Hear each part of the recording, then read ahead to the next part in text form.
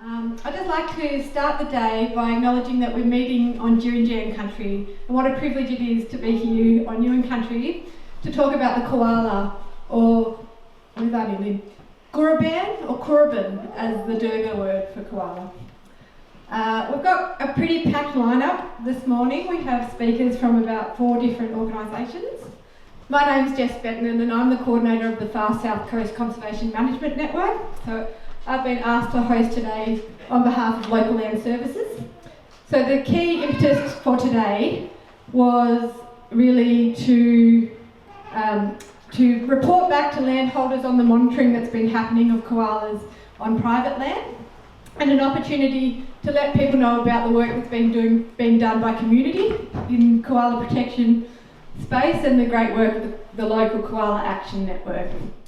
You know, I'm really grateful for the work that LLS and the Far South Coast Landcare Association has done in terms of organising the meeting. That's really good. I'm really grateful that the opportunity I've had over many years to work with Indigenous people, Dan, Minnow and many others, and just so appreciate the contribution they have made to a range of different conservation initiatives as far as koalas go. So I'm going to just give a brief sketch about what we think is going on as far as the koala population goes here. Basically, we've got them extending from the Nelson's catchment down in Margarita right through to Myrtle Creek, which is up Gulaga way. There's a series of, just not many, of what we're calling breeding clusters, where there a few koalas, maybe 1 or 2 breeding females, a dominant male, 1 or 2 smaller males, that are occurring fairly widely spaced across what is about 25,000-30,000 hectares of forest. So this is what's called a low density population. Low density population means that each koala probably has a minimum home range of 50 hectares, but could be much bigger, up to 200 hectares, even more. And then you've got dispersing young, so the animals moving out from that's the younger animals, moving out from there into, and travelling many kilometres. So in that sort of situation, it's pretty difficult to get a feel for what's going on with koalas here. And so the range of different survey techniques and monitoring techniques, you know, it just helps add to the picture of what's going on. But there's still a lot more to learn, Low density populations are actually, koala populations, are more common than most people think. And they're really, really important for the long-term conservation of the species. And there's a range of reasons for that. In terms of the work that's been done, you know, there's a couple of different methods that will be talked about today, but one of them calculated an occupancy rate of between 20 and 25% across the landscape. So that means there's a lot of empty koala habitat out there. And just working through what is the best way to try and improve those occupancy rates is really worth thinking about. And I will say, like, we've done work up southern tableland, Strzelecki Ranges, and there you've got low density populations there, and they've got occupancy rates in some parts of the southern tablelands up to 90%, Strzelecki Ranges 80% or so. Still low density, large home ranges, but a much greater proportion of the landscape actually being used. So that's the picture. I don't know. This population here is really important. It's important because it's got, in terms of the genetics of the population, it's got three different genotypes through here. And that's done by the fresh scats that have been collected, analysed by University of Sydney. It's unique in the sense that woolly butt is, and I still say in terms of the genetics, there's some aspects of the genetic profile that are different from any other population. The woolly butt is their main feature, and there's no other population where that is the case. Given their geographic location, south of the koalas range across the eastern seaboard, fairly close to the ocean. This is a really important place as far as changing climate emergency we're facing, and koalas are facing. And the other thing is that, there's been thousands of people over the past 20 years in many ways, Indigenous people, non-Indigenous people, who have contributed to helping in many different ways to help conserve the population here. And that's an important factor of what's going on. And geez, things have changed in the past 25 years, I can tell you. The other thing is that this is the only population that we know of in the South Coast, coastal and escarpment forests. Now, almost certainly there are probably more low density populations.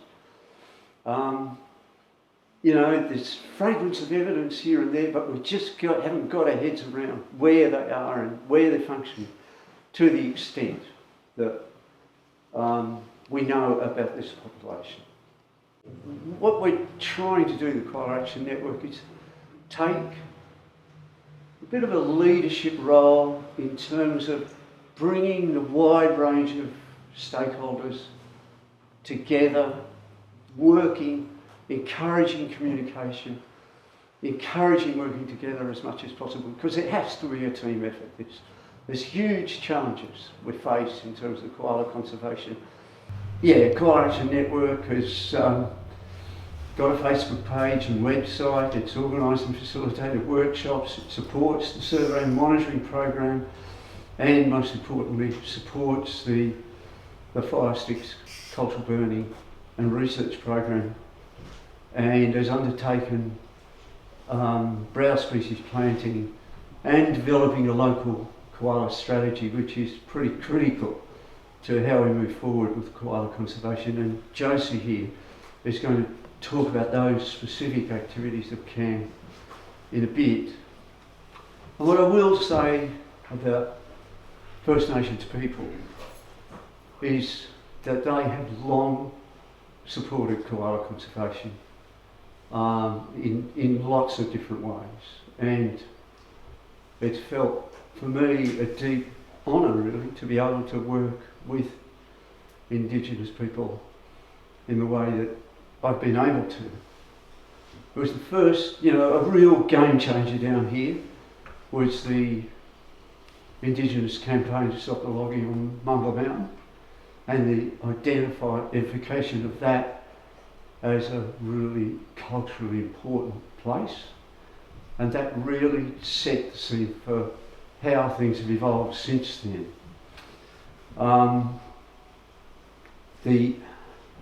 Now 12,000 hectares is guided by the management of the Biamanga board, and I really recommend everybody to have a look at the Mountain Parks Management Plan.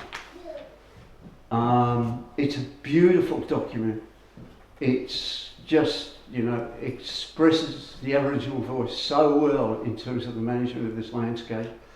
And it's one of the first it is the first that I know of anyhow, management plan that's really started to think about the impact of fire on koala, particularly applied fire.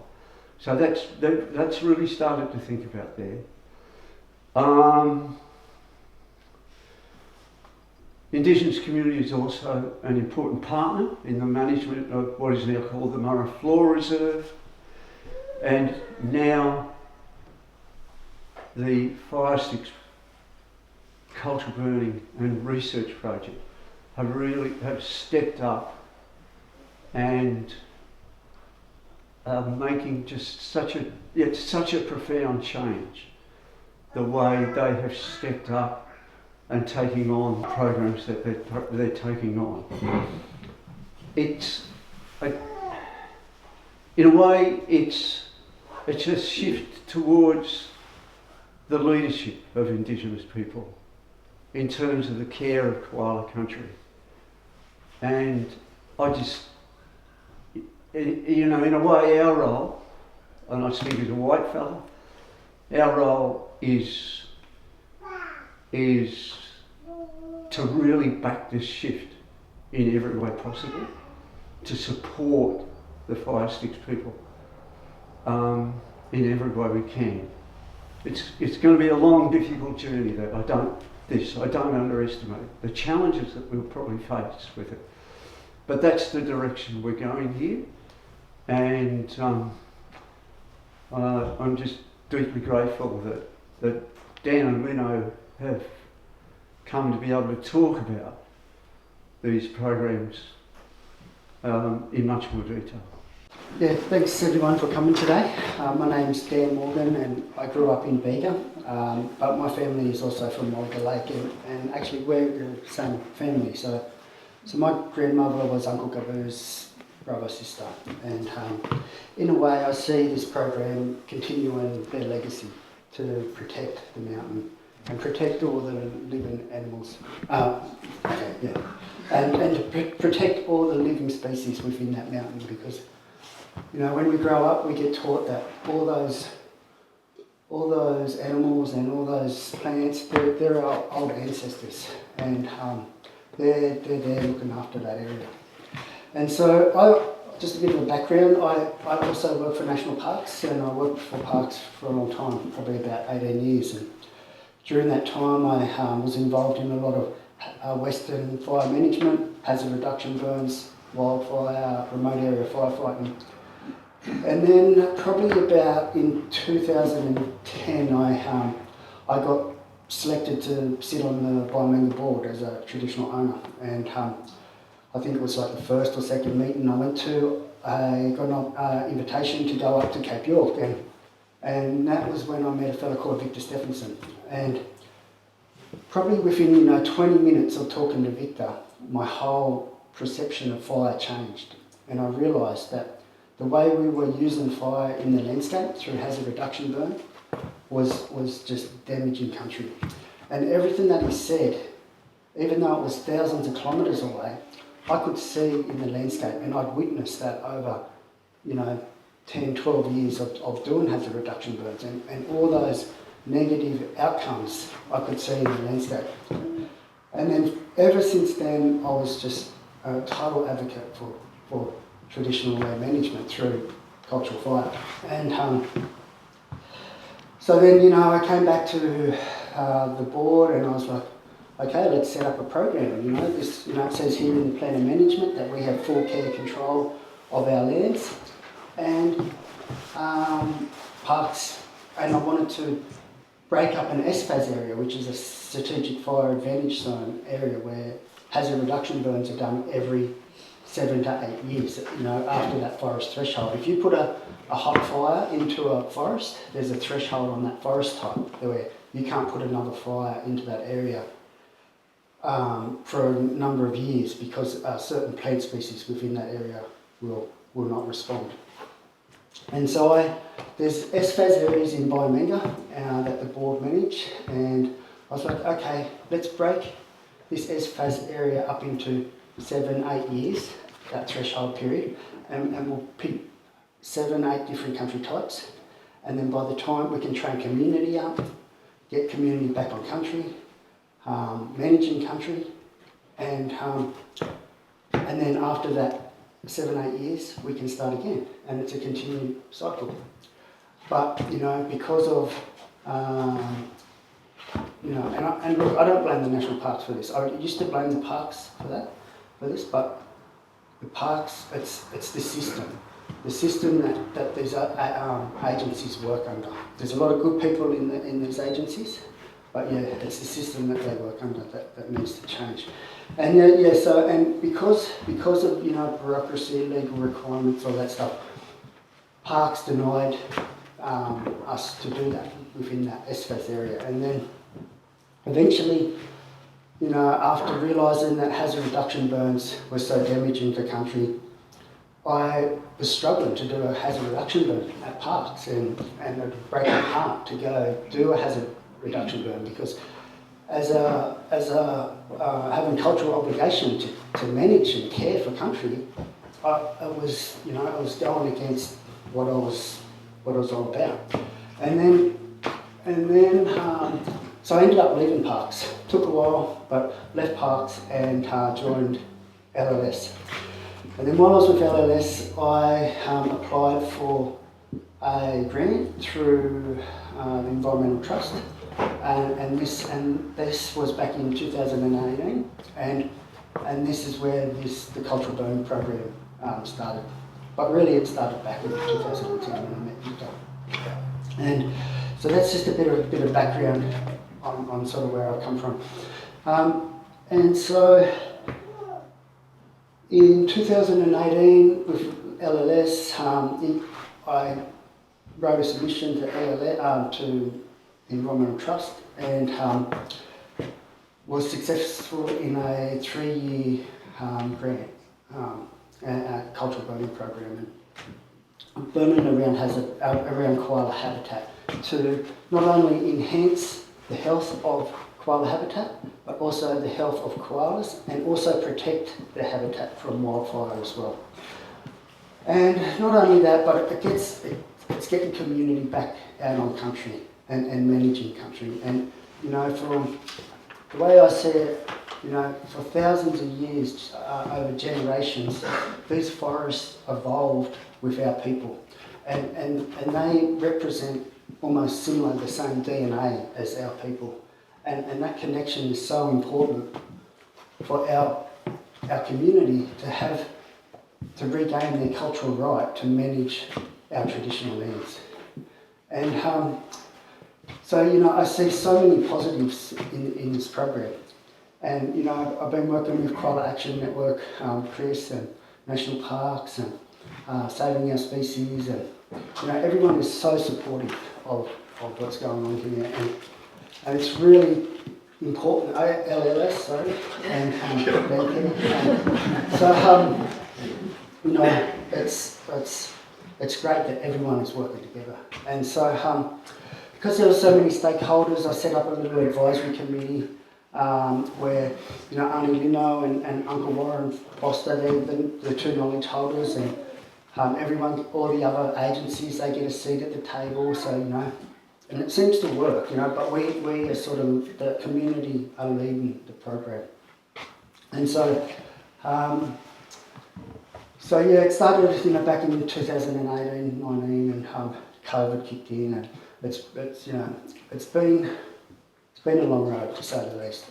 But the biggest thing I'm having troubles with is, you know, the fact that we still have to fall under these same guidelines as hazard reduction burns. And even though, you know, in the Royal Commission, in cultural burning, traditional land management got recognised, and you know, especially after the Black Summer fires, there's so much interest in cultural fire, but yet nothing has changed within government, within legislation, policy, you know, and it's really difficult to deal with that bureaucracy and those guidelines, fall under those same guidelines when the way we burn was totally different method, total opposite spectrum. So hazard reduction burns are measured on reducing surface fuel loads per hectare, which is obviously a hot fire. It's burning out all the surface fuel loads, and that is damaging soil. And it's heating soil up to a certain depth. It's germinating a lot of mid-story species, so that after that 7 to 8 year threshold period, we're getting mid-story species that are filling in that mid-story. And then what that's creating is ladder fuel.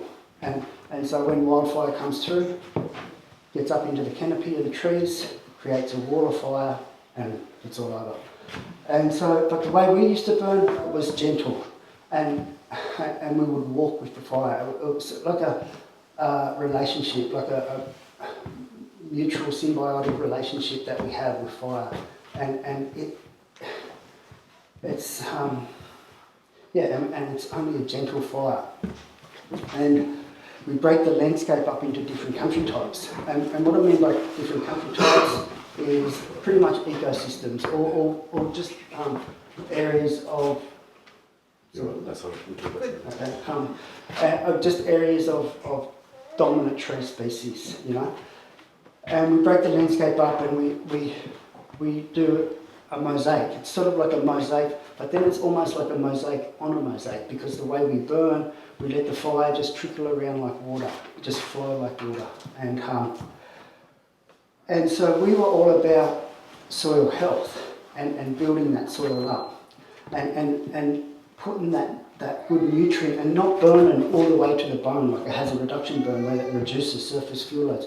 We would leave like a charcoal mulch layer, which is almost has the effect like biochar. Puts that good bacteria, good microorganisms into the soil, and then after time the soil retains more moisture, and that's how we suppress wildfire. So we still have surface fuel loads because they're important for habitat.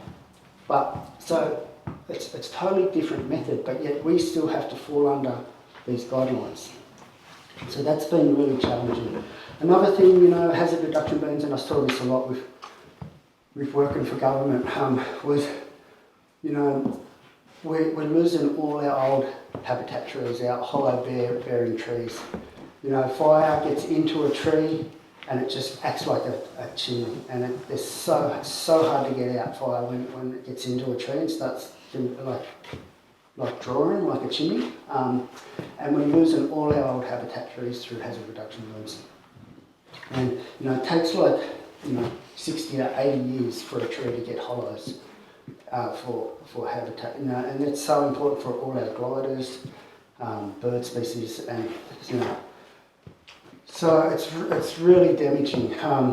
And so the program is basically looking at an alternative method to hazard reduction burns around koala habitat, and it's really starting to get a lot of momentum now.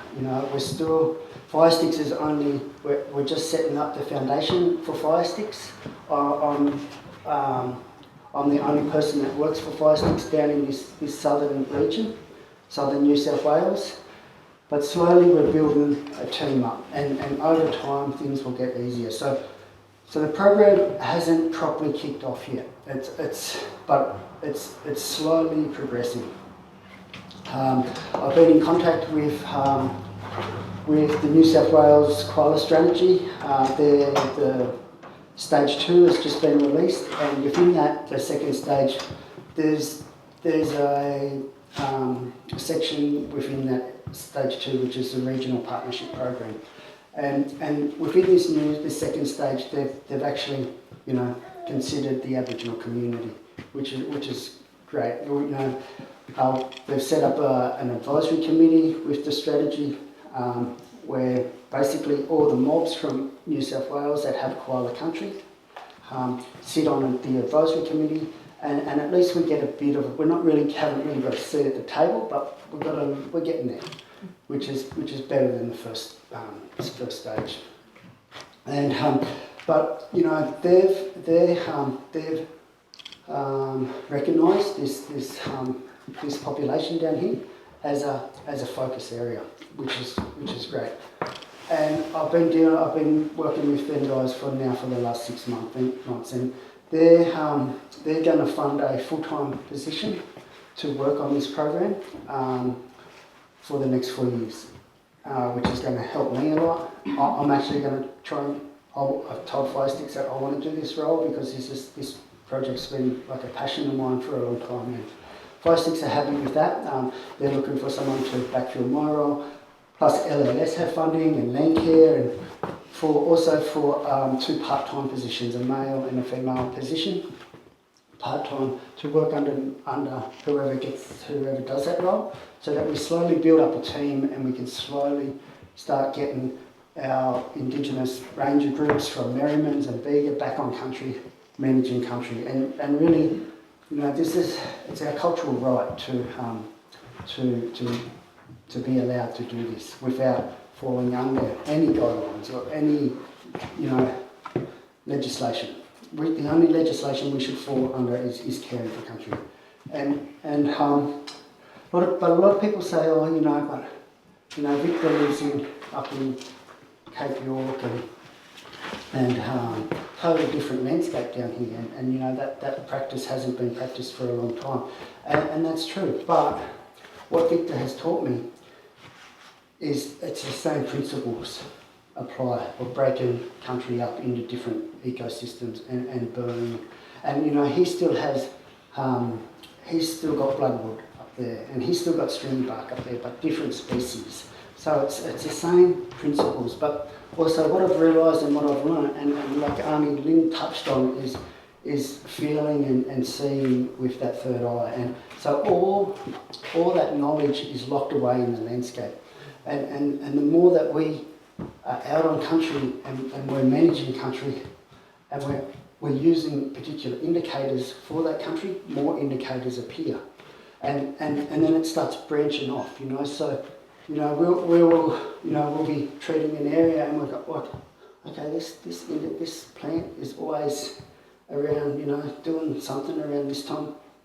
Like the kingfisher coming down, and that whole knowledge system is locked away in the landscape, waiting for us to learn to read landscape again and unlock that all that knowledge system.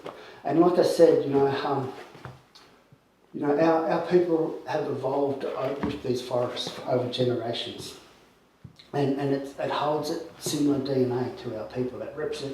Our country represents our people, and as these forests have deteriorated, so have our people with many social issues, and so this program is so important for the social outcomes of our people, But and I feel and it's a great opportunity for our people to prosper on something. We want to share this knowledge, but we want to have the ability to lead it, and it's a great opportunity for our community to prosper from our cultural knowledge. And have a look at the I feel that we've been exploited, our people. Look at the oyster industry and the abalone industry, a multi-billion-dollar industry based off our traditional foods, but yet we're still the poorest people in the community. And so this is a great opportunity for us to all walk together, but for our community to lead. And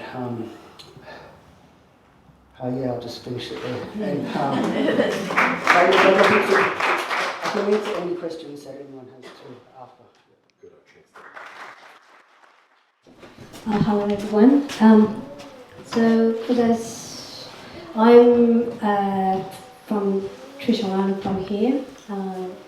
So my family is from Gulaga.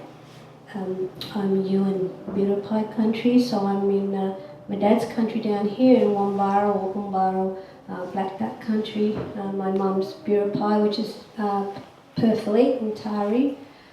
So white pointed shark, I'm related to that. That's my kinship system.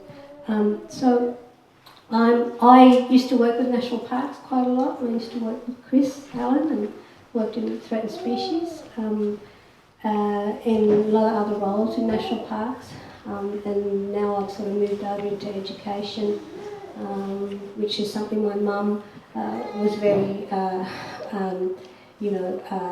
active in getting Aboriginal cultural perspectives into the schools for our young kids. So I think today I'm going to show a little bit of the mountain. By the way, So this is a very special book. It's a book produced by Uncle Percy Mummer and my dad W. Ted Thomas. And this was, I think, a very, very important book that came back out in the mid-70s, where Harris Daishauer and the woodchipping in Eden threatened the mountain and wanted to pull down the trees and destroy the place.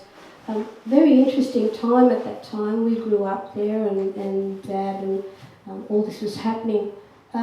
But what they did was they got a guy called Wes Stacey and he did a lot of the photography, which was amazing. I think this book was more about, they wanted to make huge big books so that they can show people and people could see it all over the place, even the government.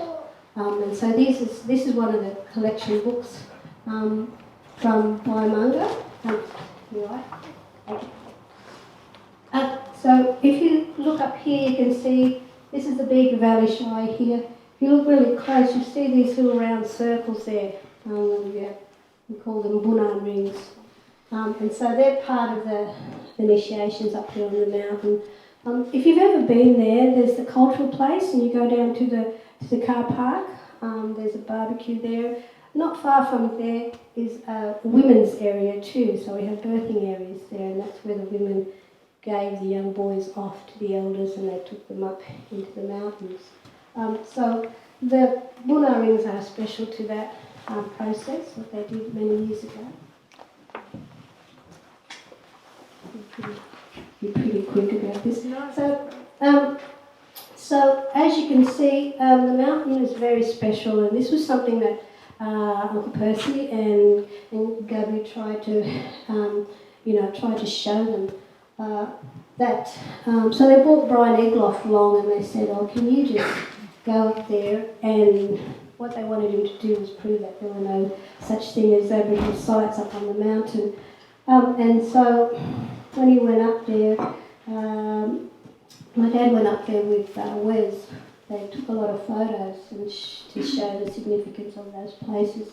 So you can see up here, there's a bit of a face up there.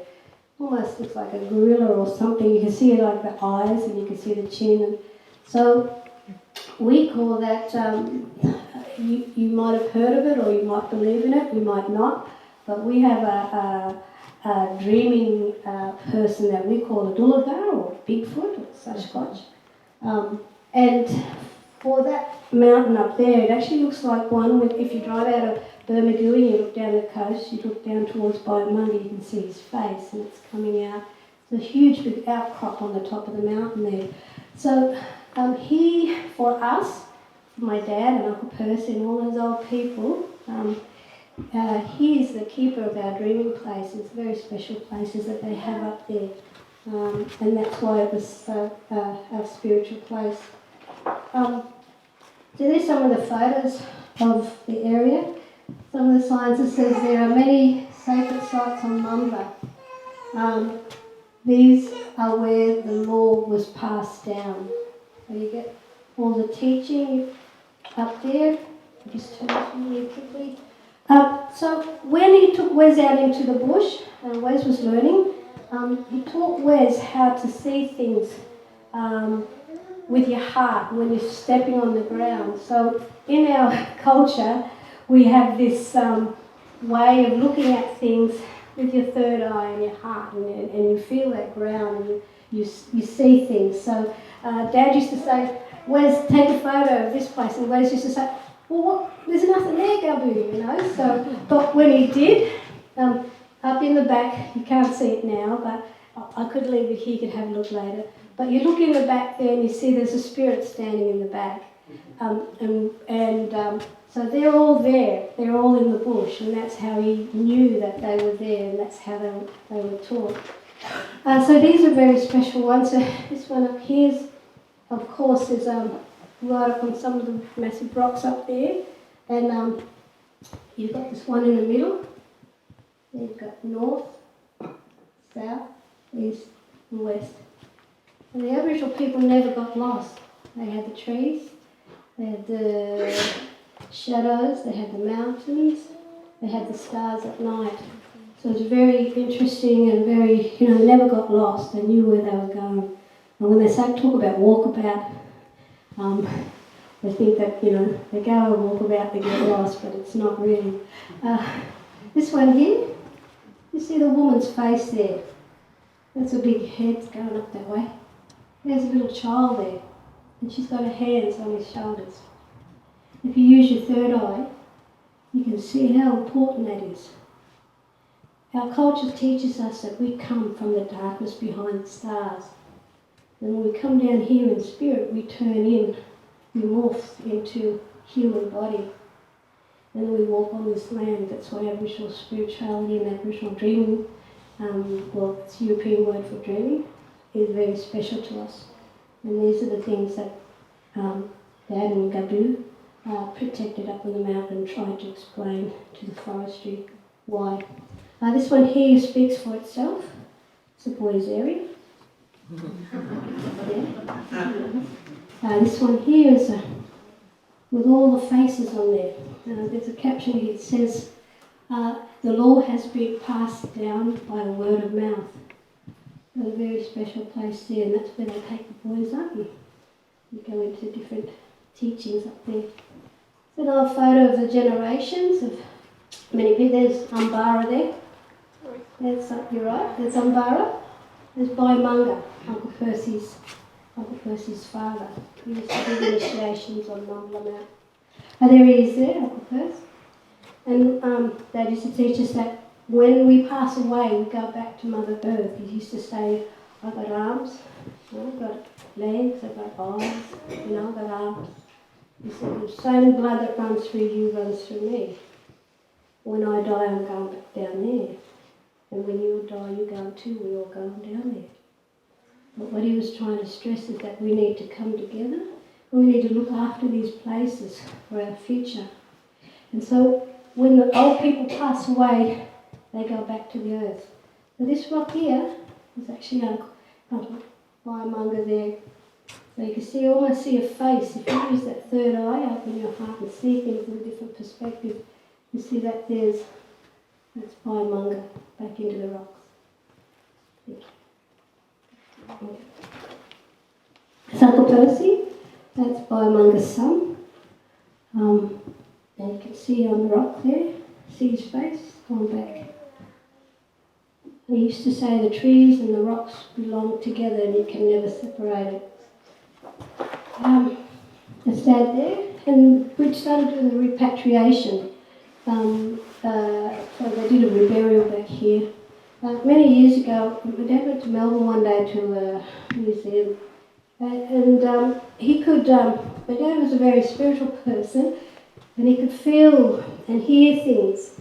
And he went to the museum and said, "Oh, you've got some remains in that down here." And they were, yes, we do." And he said, "We need to take that back to country." And they said, "Oh no, Gubby, you can't do that. We're using them, we're looking at them." And later on, he said, "Well, look, if you don't," and he had to do it the hard way. He said, "If you don't do that, I'll go to your family's graves and pull them up and, measure their brains and their skulls." And so not long after that, we had repatriation all up and down the coast, and we'd be able to rebury our ancestors back into country. That's looking up the coast to Biamanga there. That's in Vega. It's a long time ago. You see the real old cars there. And then the mountain right up in the middle of the street. It's amazing down there at the moment. You can go to the hospital and walk up the end and you can just see the mountains. It's amazing. This is what they were trying to protect. And when it rains, it goes down into the creeks and the aquatic marine life down there. And the fresh water, the salt, destroys those areas. Some more. So all our habitats and our animals that belong there. Quite extensive logging in those areas. So they had to make a noise. So they got a tent out beside of our house at Gulaga Lake, and they had government officials come down. We sat there and talked about why it was so important. I think Uncle Percy got up and had a talk, and so did my dad, trying to explain how important these places are. Eventually, people from all up the coast, they signed their names, they got a big petition, thousands and thousands of people, signed it. There's a petition there. Photos of some old people from Gulaga. You see them there. By Merriman's in there as well. As you might see, it's kind of right. There's some other places. Unfortunately, the tower on top of Biamanga, they shattered. They blasted it away. It's a massive big rock. My dad used to get up there and had that energy. I think that's why they put the tower there, because of the energy. But the energy of the rock was already there. And he used to take people up there and talk about the place. And he said it's the humming, the humming of the land talks and speaks through these rocks and of the land. And it was a massive big rock, and so they blew it. And he used to say, if you can stand up there on the mountain and hum, he said you can make the government people up there say the wrong word, because that energy line goes along, is what he was saying. So there we go. Now it's an Aboriginal place. Now it's a national park, and people can go up to the cultural area now and enjoy it. And that's the end. And this is really nice. This is Biamanga, and at the back is Gulaga. Gulaga means mother. And so you see them lying there together, and it's an example of the balance. When we take one thing from one place, there's an unbalance. And we've got to remember that the environment we're in needs to be together, and that the balance is really important. Thank you. Thank you, Lynn. How special. Thank you.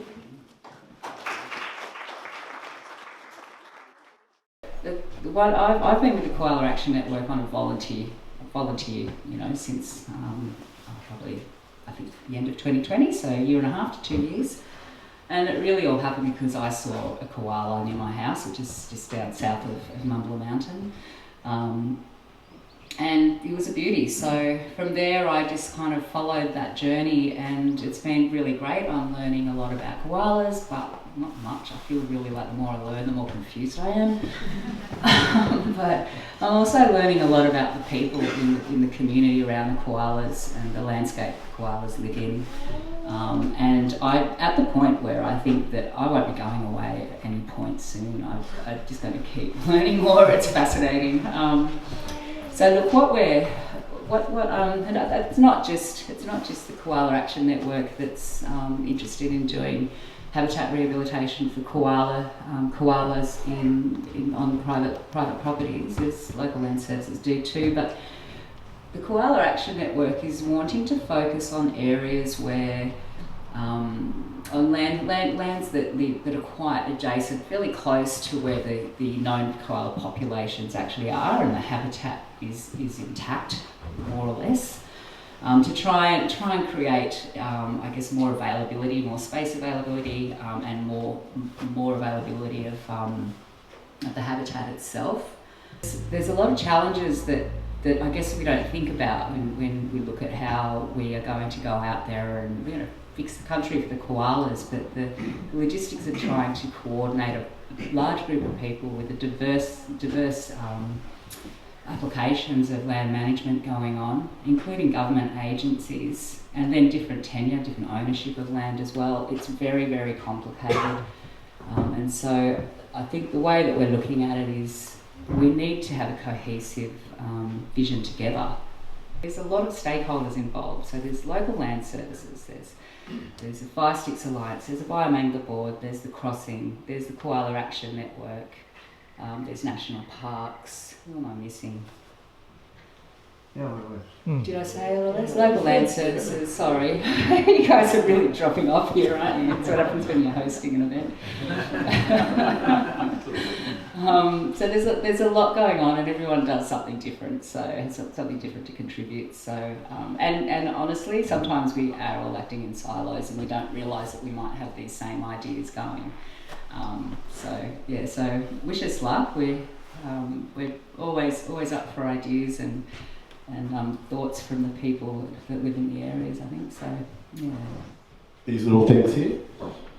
So we just basically attach these to trees, set them up. They've got a little recorder inside them. You've got the microphone there, and we just basically try to hold them out for about 7 days to get at least 5 clear nights so they can record. If it's raining, obviously the amount of recording the koalas weren't bellowing. We didn't get many at all, so we just tried to get about 7 nights. We did a string across Numbaga.